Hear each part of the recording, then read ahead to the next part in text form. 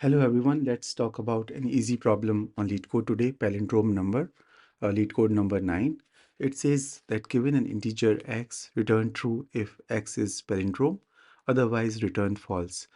Before going into the example, let's see what does palindrome means. Palindrome is an expression or a string or number which reads the same whether we read it from right to left or left to right. So for example, Malayalam uh, is a palindrome number. Reason being, we can when we write something, say M-A-L-A, yeah, Malayalam. So if we read it from the left or we read it from the right, it is always the same. So now let's jump into the examples of the current problem. It says that like the number is first number is 121 and it is palindrome because we read it same. Then they give -121 and that is not the correct number because that is not a palindrome number because like they say that it will read as 121 minus and like the last number is an obvious example because we give 10 but we get one only one back. So so now let's jump into, now that we have understood the problem, now let's think of some possible solutions we can have. One way can be that we convert this, like we check if the number is negative, that means it cannot be palindrome at all. This holds for all the numbers, right? Otherwise, what we will do is like we will convert it to the string and then start comparing the first character and the last character using two-pointer approach. We will start from the left and from the right and converge towards the center till the middle point. And if the characters from the left and right side are same, we will continue. Otherwise, we will return false. Another approach can be we convert this number into the like we reverse this number digit by digit and get the new number and then again compare those two numbers. In that case, if the numbers match, that means it's a palindrome. Another approach can be that we do the two-pointer approach, but on the number itself without converting into the string. So, for example, we take the number, say 1, 2, 3, 2, 1. So, what we will do is like we will, to get the first digit, what we have to do is we have to divide this number by, say, in this case, I think we should divide it by 1000, right? So we will get just 1 this time. Similarly, to get the leftmost digit number, we will get what you say to get the rightmost digit number, we will just do modulo 10 and we will get, and then we compare. So now we move up, we again divide this number by 10. So now the number becomes 1 2 3 2. So now what we will do is like we will get rid of the first digit and the last digit, so we will get 232. Then we will continue the same process till we have only one digit remaining, which is 3, and that means the number is actually palindrome. This approach also works.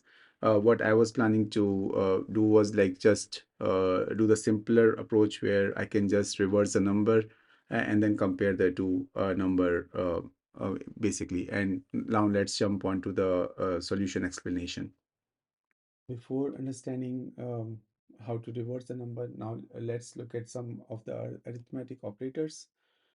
One of them is modulo operator. So any number or any integer modulo 10 will return the last digit or the rightmost digit. For example, 87% 10 will return 7. Similarly, dividing the integer by 10 removes the last digit in the programming languages, because and that is called integer division. So 87 by 10, for example, will give us 8. And similarly, multiplying the number by 10 pushes the characters to the left. So for example, 87 into 10 is 870. That means 87 has moved to left, and to allow 0 to be added to the list. So to check if the number is palindrome or not, we will reverse the number and check if it is same as the original number.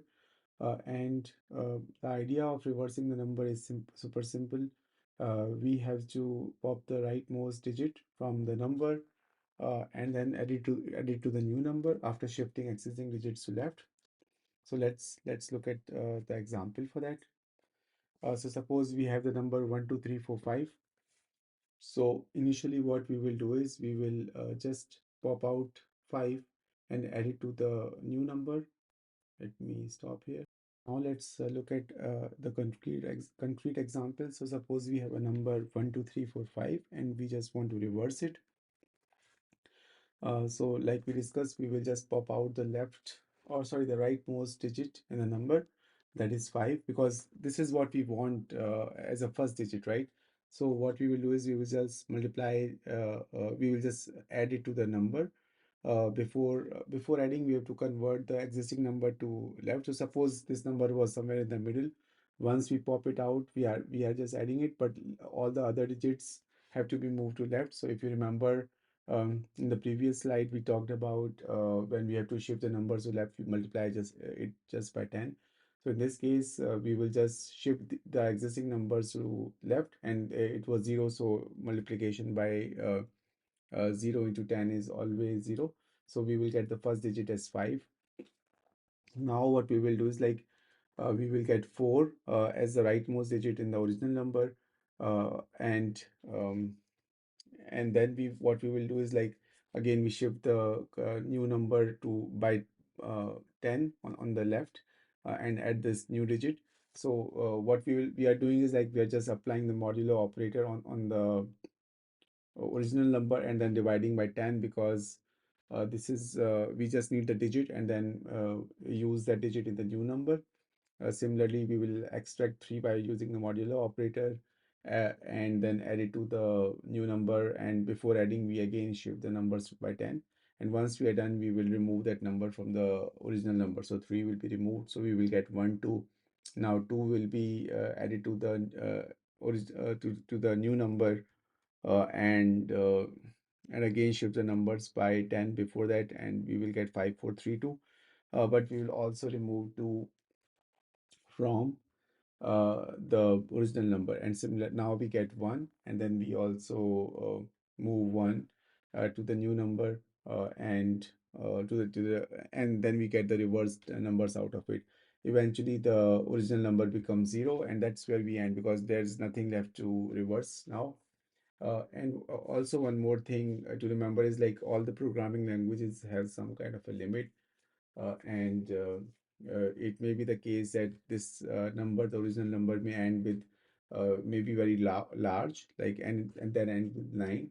But as soon as we shift to 9 as a first digit, we may get like an overflow or something, depending on how big the number is. And there are some limits on an integer, so it's better to use the long in this case. Now let's delve into the code part just to see how this plays out. Let's jump onto the code. So first thing we have to check is if x is less than 0, that means this number cannot be palindrome. So in this case, we will return false.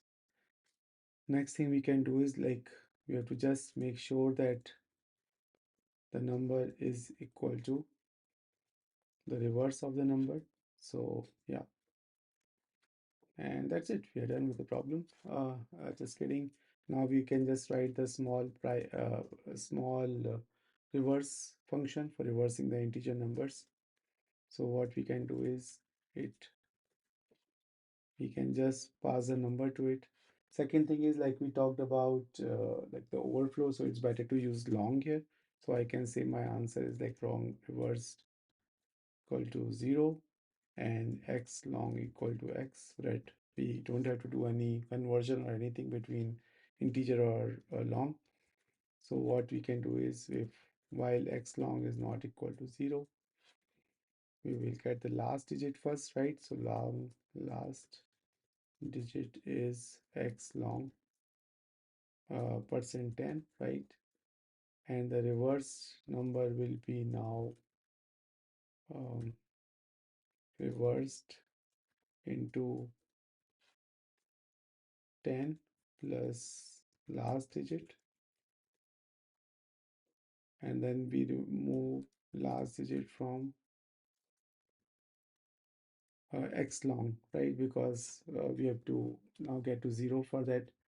Now, for any reason, if reversed uh,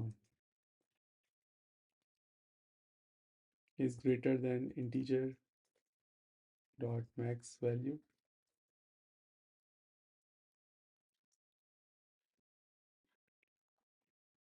or reversed is less than integer dot min value, that means we have went outside our bounds, and that shouldn't have happened. So in this case, we will just return reverse as 0. Otherwise, yeah, once this is done, we will just return int of reversed, because we have handled the case of overflow. And once this is done, I think we should be good to go. Yes, awesome. So thanks guys, that's it for today. See you in another video. Have a nice day.